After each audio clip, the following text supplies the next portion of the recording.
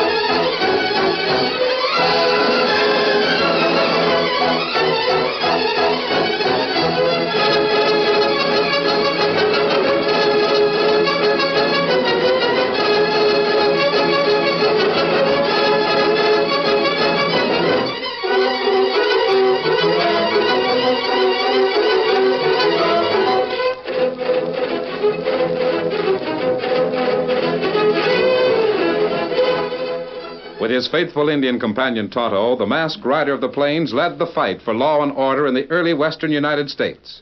The stories of his strength and courage, his daring and resourcefulness have come down to us through the generations, and nowhere in the pages of history can one find a greater champion of justice. Return with us now to those thrilling days of yesteryear. From out of the past come the thundering hoofbeats of the great horse Silver. The Lone Ranger rides again. Come on, Silver! Faster, boy, faster! Hi-yo, Silver! Hi!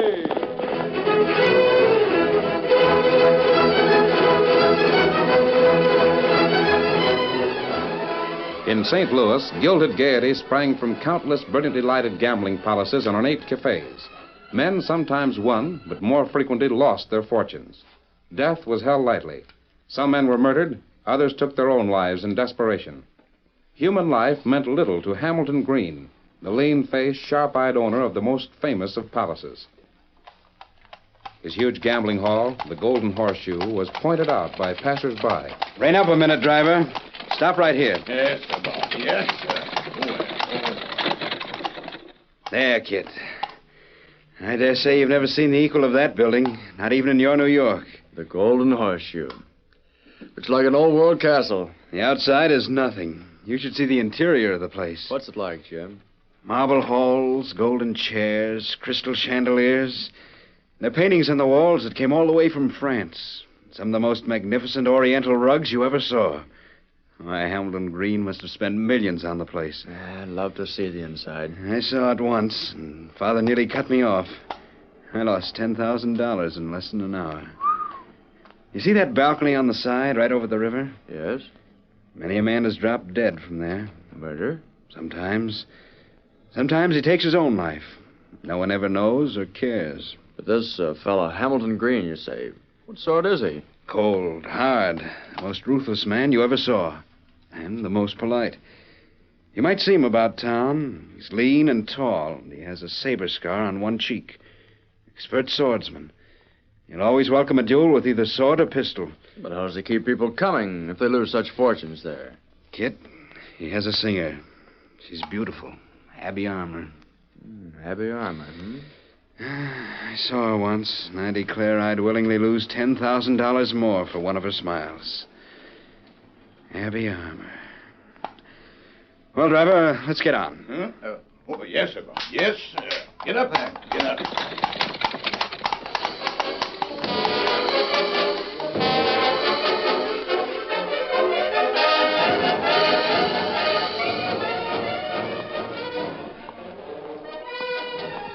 Is everything ready for this evening, gentlemen? Yes, Mr. Green. Good. Mr. Hendricks, how are the plans for our masked ball coming along? Fine and dandy, Mr. Green. It'll sure be a gay time. It'll be good advertising. A most exclusive crowd. All of them heavy spenders. Yes, sir. Where's Miss Abby? She wanted to speak to me. Waiting in your office, Mr. Green. I sure hope she doesn't leave here. We'd lose a lot of our customers. Customers? Oh, no, Mr. Hendricks. Not customers. Patrons. Yes, sir. Patron. And mark this against any rumor you might hear. Miss Abby will not leave.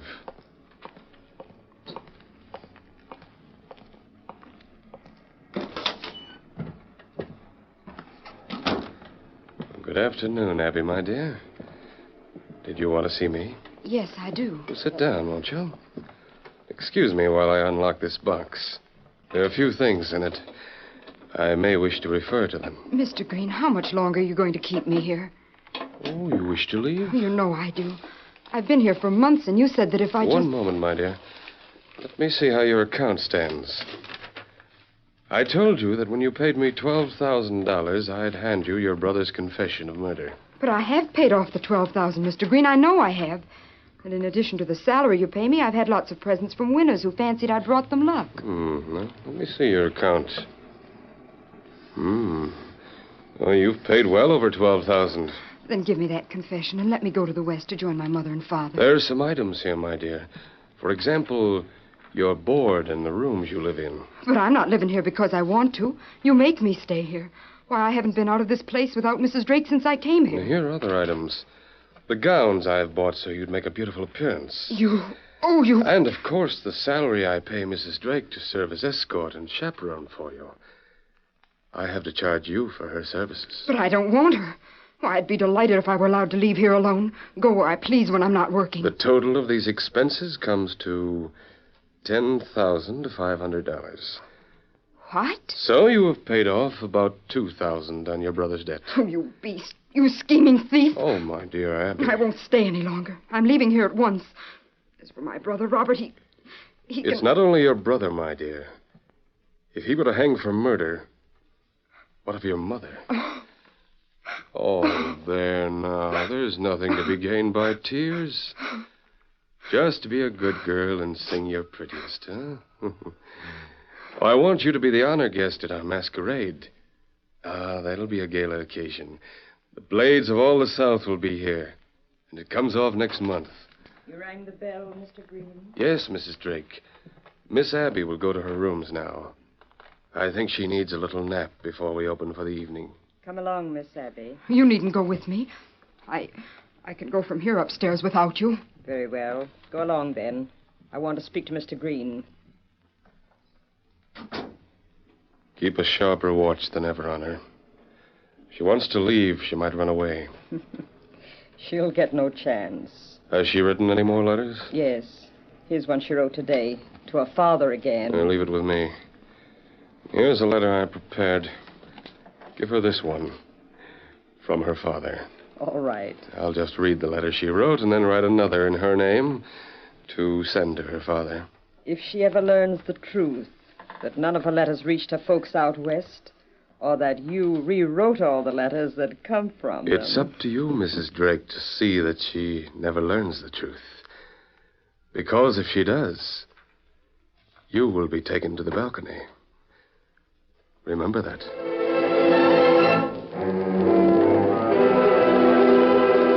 Singing while her heart was breaking, Abby realized that the safety of her brother rested only in her willingness to continue as the toast to the Golden Horseshoe.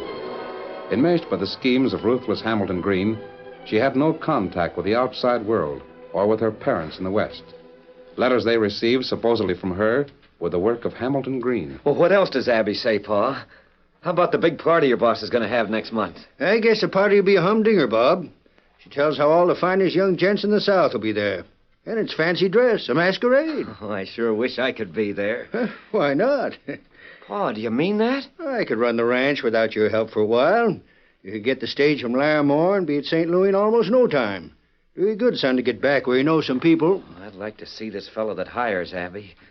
From what she says, he must be a mighty fine gent. Yeah, mighty rich, too. Hamilton Green. Oh, I'd like to know him. And thank him for all he's done to make Abby a famous singer. Why, she said in the letter that someday he might send her all the way to Europe to study singing. She might go onto the stage. Think of that. Pa, if you're sure you can spare me, I'm going to St. Louis. You go ahead, son. You just make your plans to go ahead. I'll take you to town in the buckboard in time to get the stage. Well, I'll have to get my dress suit out of the trunk. Oh, golly, it'll be great to wear it again. I like the West, and I'm glad we came, but it sure will be nice to be back among old friends again. A couple of weeks later, Bob was in Larimore, waiting for the stage for the East. He was in a gay mood, ready money in his hip pocket, buying drinks for acquaintances in the cafe. And here's to Bob's mighty fine sister, in the hope we'll hear from her on the concert stage. Thanks, Dave. Bob, I sure hope you like Hamilton Green as well as Abby does. What was that name? Hamilton Green. Why, stranger, do you know him? I've heard of him. Well, you better not say anything against him, stranger. He's one of the finest men in old St. Louis. Is he? You bet he is. Is that the man who owns a golden horseshoe? Yes, that's where my sister works. He's having a great big masquerade party in her honor. Oh? Here's the stage. Come on, Bob. The stage is here. I've got your bags. Well, so long, boys. I'll tell you all about it when I get back. Give my regards to St. Louis. Have a good time and bring me back some picture cards. You bet I will.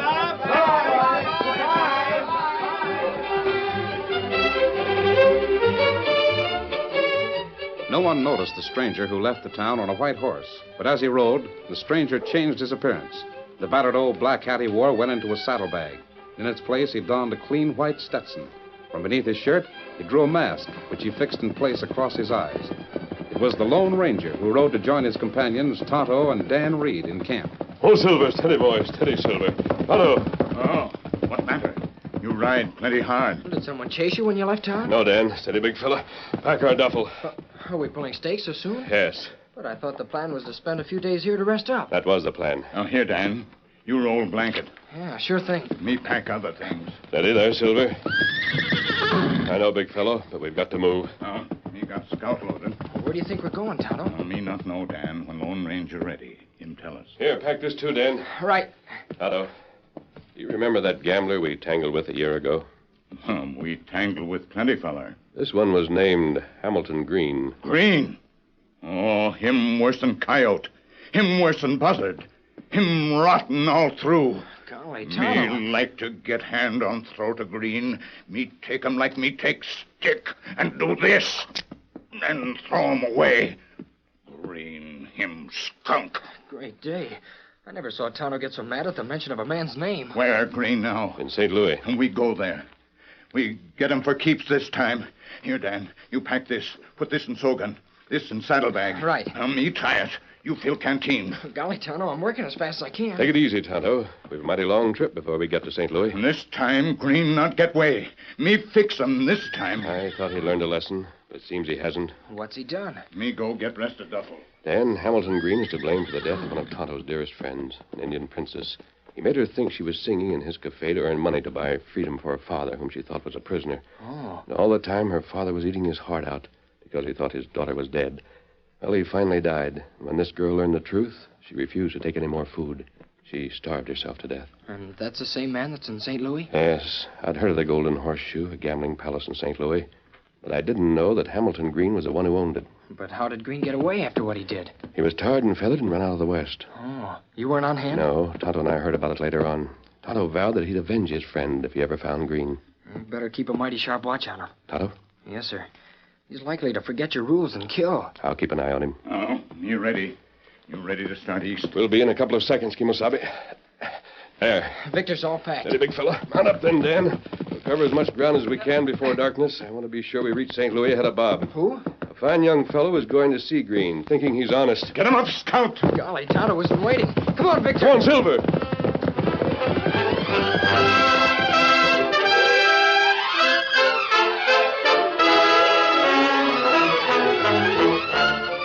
The curtain falls on the first act of our Lone Ranger story.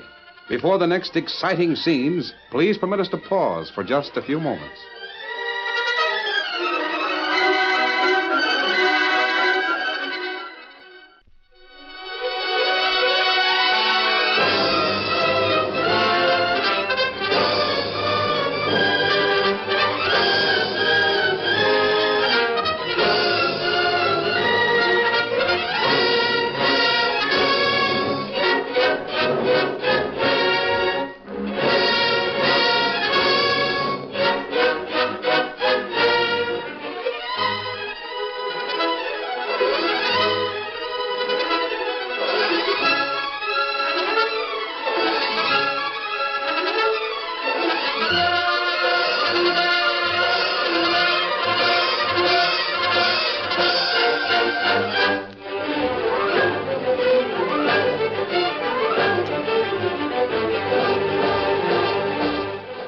Now, to continue our story.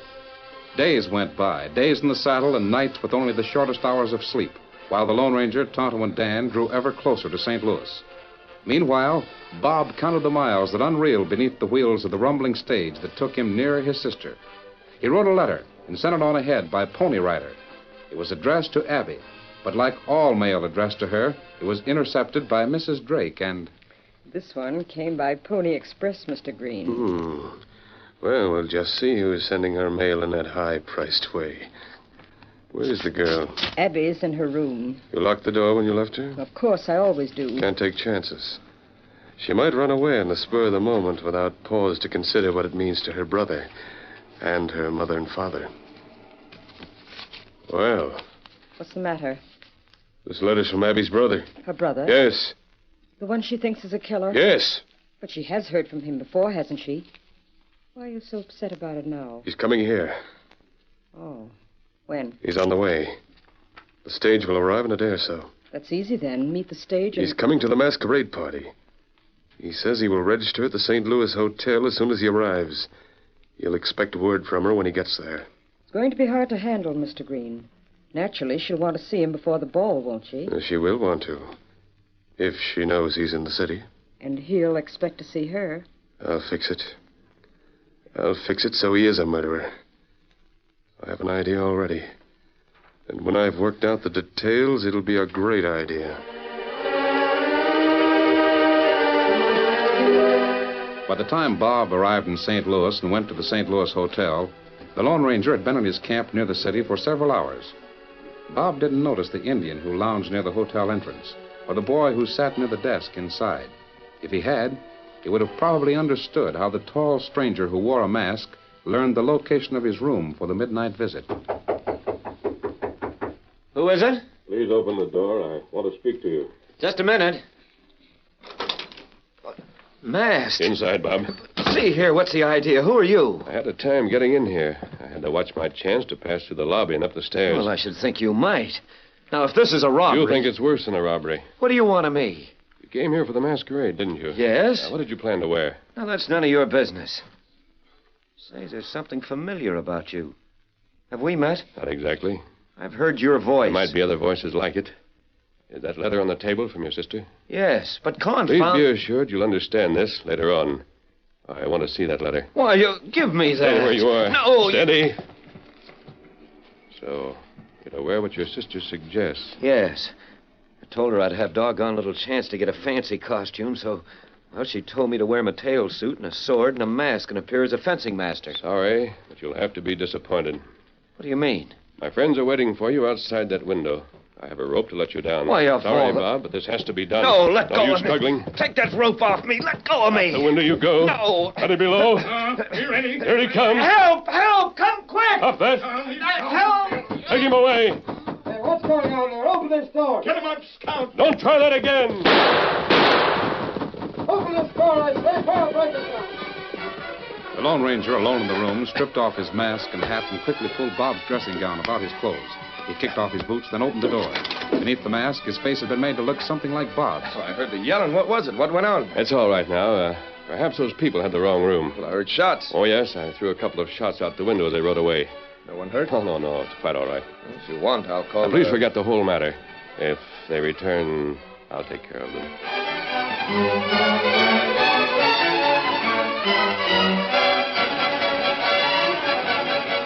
In camp, Bob's rage leaped to new heights when he heard Tonto say, You stay here 2, maybe 3 days. I'll kill all of you for this.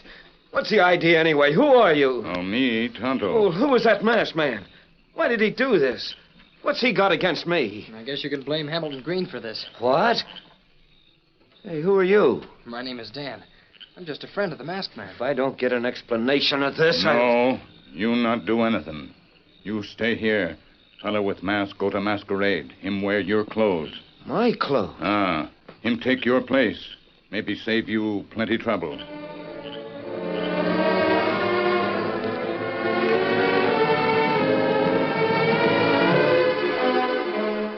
Drake, in a little while, the guests will begin to arrive for the masquerade. I know it, Mr. Green. You'll have to be especially watchful tonight. I don't want Abby to have any chance to talk to her brother. No, sir, I'll see that she doesn't. He'll be here dressed as a duelist. I wanted him to wear a sword for a very definite reason. Yes?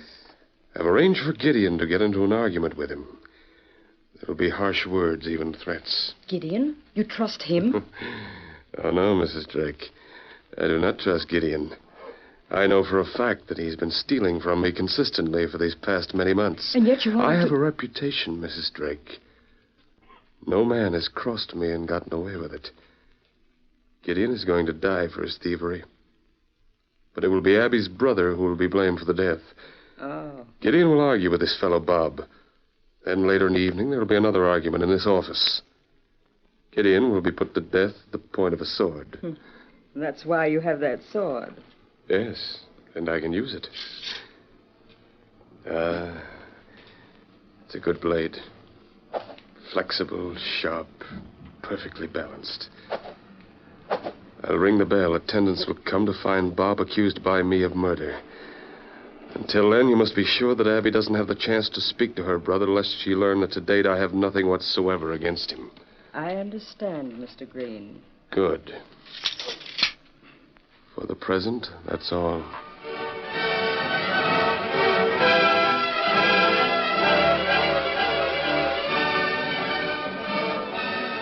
Gideon, the young fellow just arrived. Masked, of course. Of course. There he is with the full dress and the sword. Good. I'll speak to him. Good evening. Welcome to the Golden Horseshoe. Good evening. If you name the game of your choice, I'll show you where you can be accommodated. Oh, there's no hurry, is there? Hurry? Of course there's not. But soon the tables will be crowded. I thought that... I'd like to look around a bit. Do you mind? Mind? Why, no. I'd also no. like to meet your singer, Miss Abby. Oh, I'm sorry, sir, but Mr. Green's orders. She's resting is not to be disturbed. If you'll wait a little while, look around our place. Suppose you show me around. Yes, delighted. Come this way first. I think we will look first at the upper floors. Oh, but those are private. Living I quarters. said we would first go upstairs. What? Do you understand? A threat, sir. When they inspected those who came here to be sure there were no weapons, they overlooked my sword as part of my costume and my fists as part of me. Upstairs, Gideon. You know my name. You've been with Green a long time. You'll take me to Miss Abby's living rooms. But Mr. Green will... You can deal with Mr. Green later. I am your immediate problem. Don't try to raise your voice. Please, sir, let go of my neck. I know who you are. Oh? Why, you're Miss Abby's brother, sir. Now, surely you want her to finish her nap before the long evening that's ahead, don't you? No. That is Miss Abby's door, sir. I'll knock. Gentleman, to see Miss Abby. He's quite insistent. What's the matter, Gideon? You're at the wrong... What is it? All right, you get in there. Green, get back there. I'll fix it. No, you won't. Get in there with Green. Gideon, your gun. No, stay out. Abby, I'm coming in. Drake, get him, your gun. I'll take that gun. Who are you? Abby, where are you? No, you're not my brother. You're not Bob. Now listen to me. Green will have a dozen men at this door in a moment. Green, he has my gun. You be quiet. Get over here, Abby, in case they fire through the door. But now listen to me. I know Green from a long time ago. Why do you stay here? I can't see that it is any business of yours, sir. Who are you? Unlock this door. Open it or we'll smash it down. Mr. Green, Abby, listen to me for a minute. Your brother is just outside of town. No, you lie. He said he wasn't able to come That's here. not what he wrote you. He wrote and told you he would be here. Oh, please go. If you Abby, only knew if your brother were here and learned that you've been kept against your will, He would understand. I'm doing it for him. But why? For the last time, open this door. Listen to me. Time is very short. What does Green hold over you as a threat? Oh, I don't know what to say. There is a threat. Yes. Believe me when I tell you, whatever it is, it's not true. I'm going to take you to your brother. But why didn't Bob come here? If he had, he might have killed Green when he learned the truth. But he already... Green's made you think he's already wanted for murder. Is that it? That's the truth. And if she doesn't behave, her brother will hang. Her brother won't hang. Come, we'll go out that window. It isn't far to the ground. You'll see your brother. I will go with you. But that window, no, they saw to it that I'd never escape that way. It's a long drop, a moat at the bottom. Be ready to shoot him. Come, we'll go through Green's men. Stay close behind me. Lead the way. We're coming through. Get him! The gun he took from Drake is never loaded. All right, then. Take the gun. And I still have a sword. As the Lone Ranger charged into the crowd of employees, they at first fell back. Then several drew guns and tried to bring these into play. The fast-moving blades, scintillating with the light of hundreds of lamps, flashed like lightning in the skilled hands of the masked man. He disarmed the nearest man. Green yelled from somewhere in the background. Shoot him! Shoot, you fools! Shoot him! One gun barked, but over the Lone Ranger's head. That's the last from that gun. My arm! Come, Abby, down these stairs. More armed men rushed up from below. Over this balcony. There he goes! Get him! Jump, Abby, it isn't far. Look out! That man at the door has a rifle. So I see. Oh! The Lone Ranger threw the sword across the hall. It struck the shoulder of the rifle. This way, come. I'm with you. We'll make it, Abby. Stop where you are! Not tonight. Oh, One more door and we're out of the place. free. My horse is over here. Come. They'll be firing from every window. That's the start. Here, Silver. It isn't far to my camp. Bob will be there. Now, up you go. They're firing, as you said. Steady, big fella. They won't hit us now. Come on, Silver.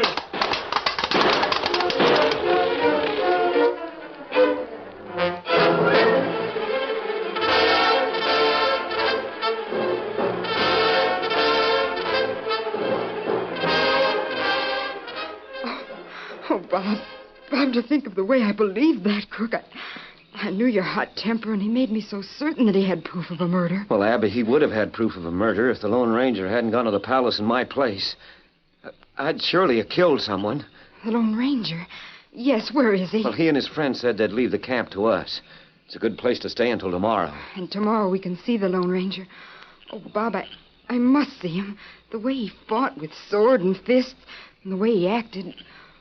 Oh, he was magnificent. I've got to see him. Tomorrow, Abby, we'll have the law on Hamilton Green and all his crooks. But the Lone Ranger... Oh, I'm afraid, my dear sister, you'll not see him again.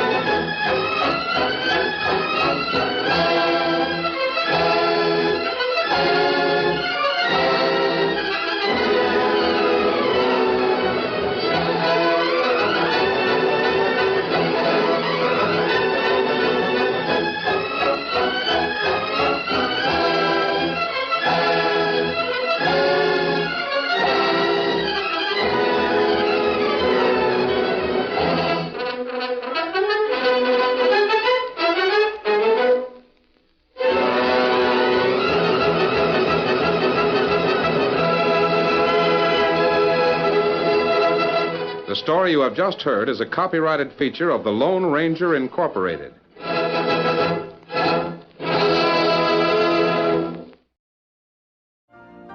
You've been listening to the OTR Gold Network. Find more classic radio at otrgold.com.